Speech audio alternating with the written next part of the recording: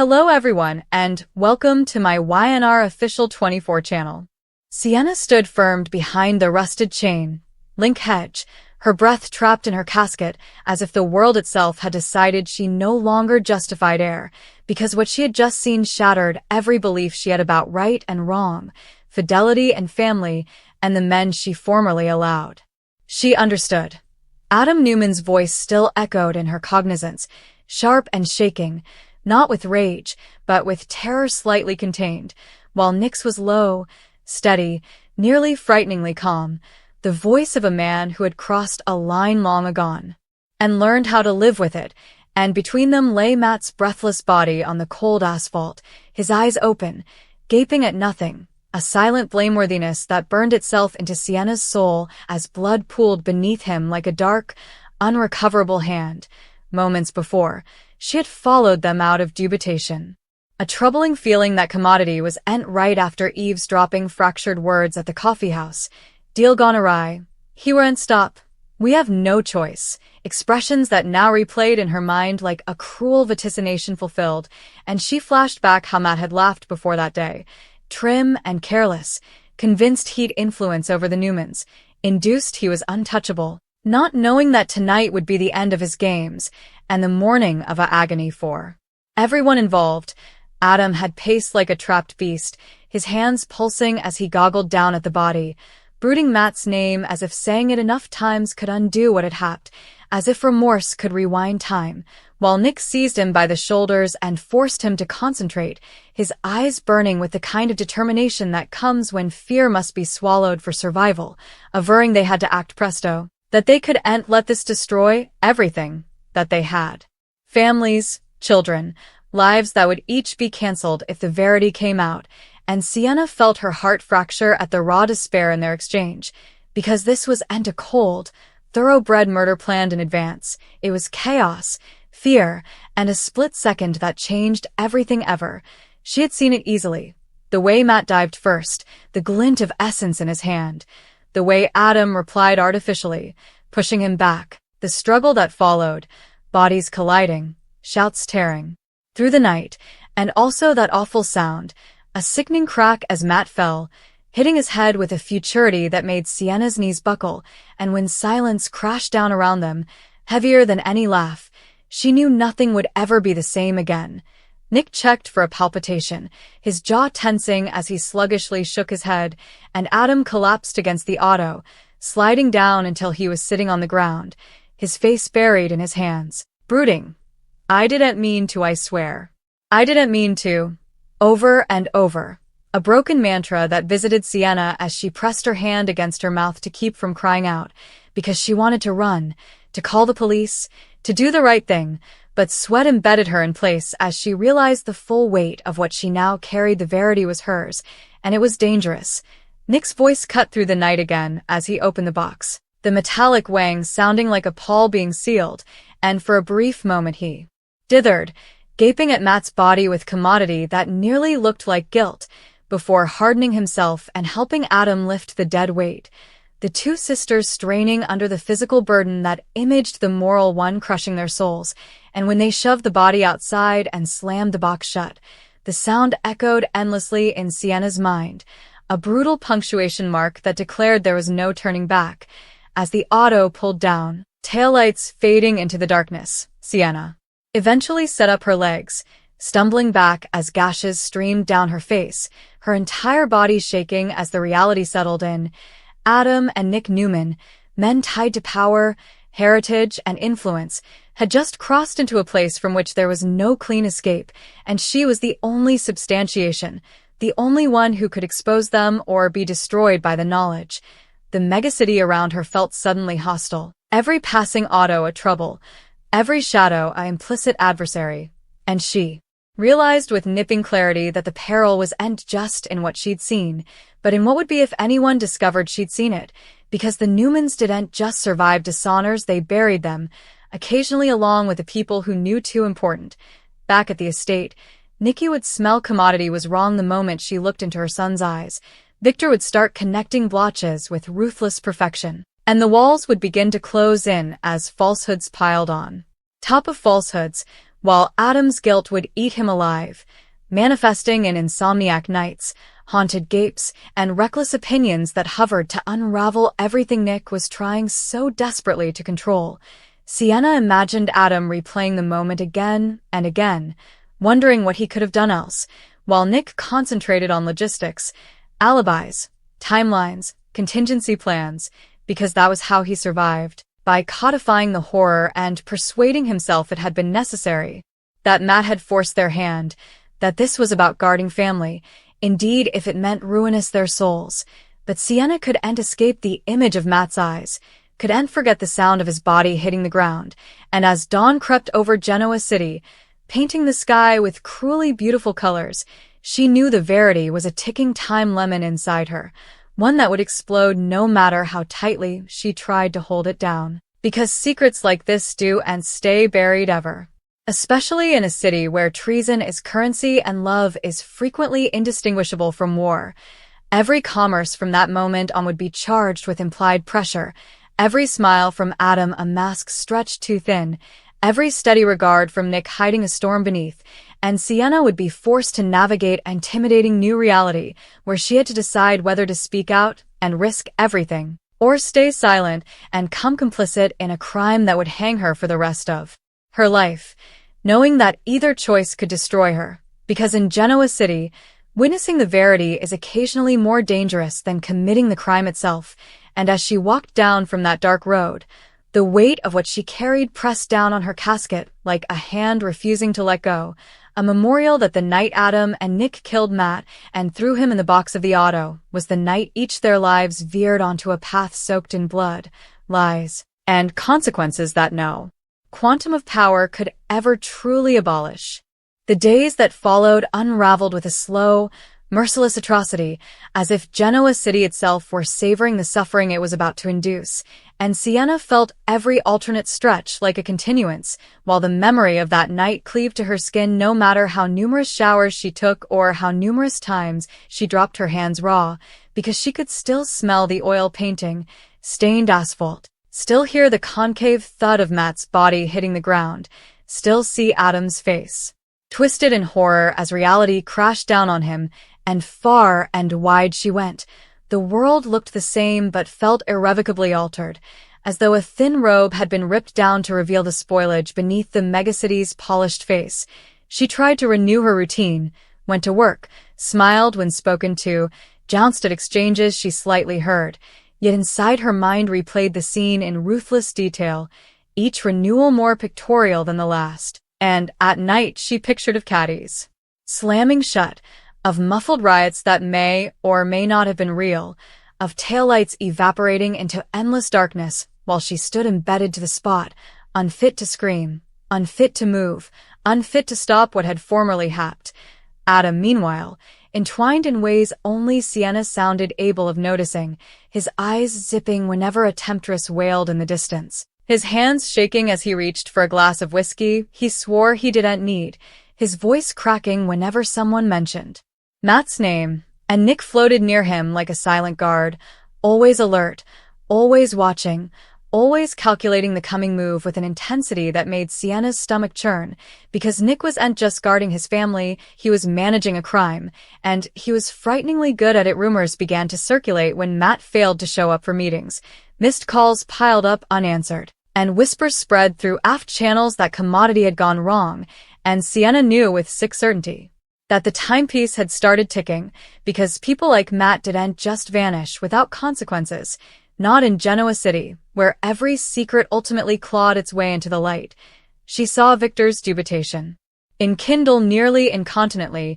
the way his sharp aspect dallied too long on Nick, the way his questions grew more pointed with each passing day, and though Adam tried to play the part of the regardful son, guilt counted him down like an anchor, pulling him deeper into a darkness he couldn't escape, while Nick combated every inquiry with calm trueness and presumptive deniability, constructing a narrative slip-up by slip-up, induced that if he controlled the story tightly enough, reality would bend to his will. Sienna watched all of this unfold from the murk, her silence both a guard and a curse, because every time she considered going to the police, she imagined Victor Newman's wrath, imagined her life disassembled piece by piece, imagined getting contributory damage in a war she no way asked to be part of, and yet every time she saw Adam's haunted expression, commodity crooked sorrowfully in her casket, because she knew the Verity was formerly destroying him from the inside out. The pressure mounted when Chance began asking questions, his professional curiosity piqued by inconsistencies that Nick hadn't reckoned for, and Sienna's heart contended every time she spotted him hard, alarmed that he could ever read the Verity written across her face, alarmed that one wrong look, one nervous stumble, would unravel everything and point straight back to her. The megacity buzzed with pressure as Hunt's sweats for Matt boosted, and Sienna felt trapped in a waking agony, because the further people searched, the further ineluctable it sounded that the Verity would surface, and when the news broke that Matt's auto had been set up abandoned long halls outside city, her knees nearly gave out, knowing how near they were now, knowing that the taradiddle was starting to crack. Adam came to her suddenly one night, his eyes red, rimmed and concave, standing at her door like a man on the edge of collapse, and when she let him in, the air between them was thick with implied terror, because they both knew why he was there, and though he no way explicitly said it, his broken reason said everything, his voice pulsing as he confessed he couldn't live with it presently, that he saw Matt's face every time he closed his eyes, that he felt like he was suffocating under the weight of what they'd done, and Sienna heated, heart-pounding, because hearing it spoken audibly made it horrifyingly real, and she realized with ruinous clarity that Adam wasn't a monster. He was a man drowning in guilt, dragged under by a moment he could no way undo. Nick arrived shortly after, his presence slicing through the fragile vulnerability like a blade, his jaw tight as he stared Adam down, his eyes locking onto Sienna with a warning so clear it didn't need words, and in that moment, she understood the true peril she was in, because Nick knew she was the weak link, the changeable variable he couldn't completely control. The following days were a blur of raising paranoia, as anonymous tips swamped the police department, as Victor still hired his own investigators, as Phyllis began smelling around with her trademark intensity, seeing blood in the water, and Sienna felt like she was standing at the center of a storm that hovered to tear her piecemeal, because no matter which direction she turned, destruction impended. When Matt's body was eventually discovered in a remote area, poorly concealed but unmistakable, the megacity erupted, and the news hit like a lemon, transferring shockwaves through every corner of Genoa City, and Sienna watched the broadcast in stupefied silence, corrosiveness rising in her throat as the anchor spoke of foul play, of unanswered questions, of suspects yet to be named, and she knew this was the morning of the end, because there was no longer any pretending that Matt had simply dissolved. Adam shattered fully, breaking down in a way that left Nikki alarmed and Victor more suspicious than ever, while Nick doubled down on control, steering exchanges, manipulating narratives, averring they stick to the story no matter what, because once the Verity came out, there would be no saving any of them. Sienna was summoned for questioning soon after, her heart forging as she sat across from Chance, forcing herself to breathe steadily, to answer precisely, to keep her voice in deed, all while the Verity burned like acid in her casket, and though she managed to leave without revealing what she knew, she could feel the walls closing in, could smell that Chance wasn't convinced, that he'd be back. Nick brazened her that night, his tone calm but murderous, spelling out the consequences of treason in words so measured they were intimidating, reminding her of everything she stood to lose, of the power his family applied, of how fluently lives could be ruined. And as he spoke, Sienna realized that the line between protection and trouble had long since dissolved, leaving only survival. Yet despite the fear eating at her, commodity shifted when she saw Adam again, hollowed out and slightly performing, and she understood that silence was killing him just as surely as captivity would. And the knowledge counted on her until it came unsupportable, because keeping the secret meant watching him sluggishly destroy himself, while telling the Verity meant crumping a lemon that would annihilate everyone involved. The breaking point came when Adam tried to leave city, induced that fading was the only way to spare his family farther pain, and Sienna interdicted him, despair discovering over as she prayed him to stop, telling him he couldn't overrun what he'd done, that the verity would follow him no matter how far he went, and in that raw, vulnerable moment, he admitted he wanted to confess that he couldn't live like this presently, and Sienna realized that the decision she'd been avoiding was no longer hers alone, because Adam was formally collapsing under the weight of it. When the verity eventually exploded, it did so with ruinous force, ripping through Genoa City like a campfire, as Sienna told Chance everything, her voice shaking but resolute, relating every detail of that night, every sound, every word, every terrible alternate, and though fear coursed through her, there was also a strange, crushing relief in eventually letting the verity breathe. Indeed, as she knew the consequences would be disastrous. Adam was arrested soon after, his expression a blend of terror and acceptance, while Nick followed, fury and unbelief warring on his face, as the precisely constructed taradiddle atrophied beyond form. And Victor's world shattered as the unbelievable reality set in, his sons entangled in a crime that no quantum of power could abolish. The fallout was merciless. Captions screamed treason and tragedy, alliances fractured, families collapsed, and Genoa City buzzed with judgment and shock, while Sienna came both leper and reticent catalyst, criticized by some, praised by others, and visited by the knowledge that no bone truly wins when the verity comes out this way. Adam faced the consequences of his conduct, scuffling with guilt and guilt behind bars, while Nick brazened the cost of his choices, forced to reckon with the line he'd crossed in the name of family, and as the dust sluggishly settled, Sienna stood alone, ever changed by what she'd seen and done, knowing that the night she witnessed Adam and Nick kill Matt and throw him in the box of the auto had rewritten all their lives in endless essay, leaving scars that would no way completely heal, because in Genoa City, redemption is no way simple, and the verity, formerly unleashed, no way stops demanding its price. Indeed, after the apprehensions, after the court dates were set and the original shock began to dull into commodity heavier and further endless, the story refused to end, because Genoa City no way truly lets go of its tragedies, and Sienna learned that surviving the verity was far more complicated than telling it, as whispers followed her down every hallway and judgment dallied in every sideways regard.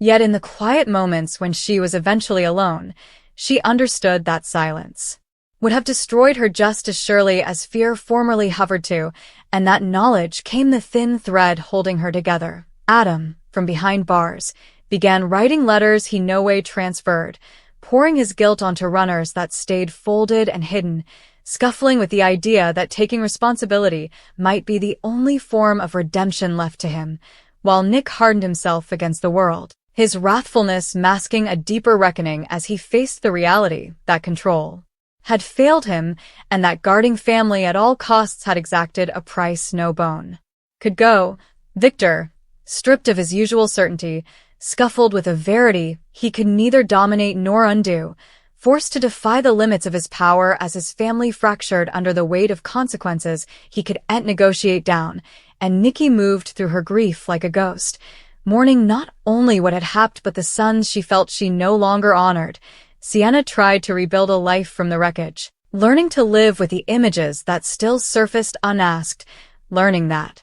frippery didn't mean fear dissolved, but that it no longer mandated every choice, and though agonies still woke her in the nothingness of night, there were mornings when the sun felt warmer, when the air didn't press so heavily against her lungs, when she believed that mending, still slow and amiss, was possible. The trial impended ahead like a final reckoning, promising to renew injuries and expose every unattractive detail to public scrutiny, yet Sienna resolved to stand establishment, knowing that facing the verity again would hurt, but running from it would hurt more, and as Genoa City braced itself for another storm, she understood that this story wasn't just about a crime or a cover-up presently, but about the fragile line between fidelity and morality, about how one moment can fracture lives beyond form, and about the painful, necessary courage it takes to choose the verity when every instinct screams to hide. In the end, the night Adam and Nick killed Matt and sealed him in the box of Otto came an endless scar etched into the megacity's memory, a memorial that power cannot abolish guilt, that love cannot justify everything, and that indeed in a world erected on secrets, the verity has a way of rising, demanding to be seen, heard, and paid for, no matter how long it takes.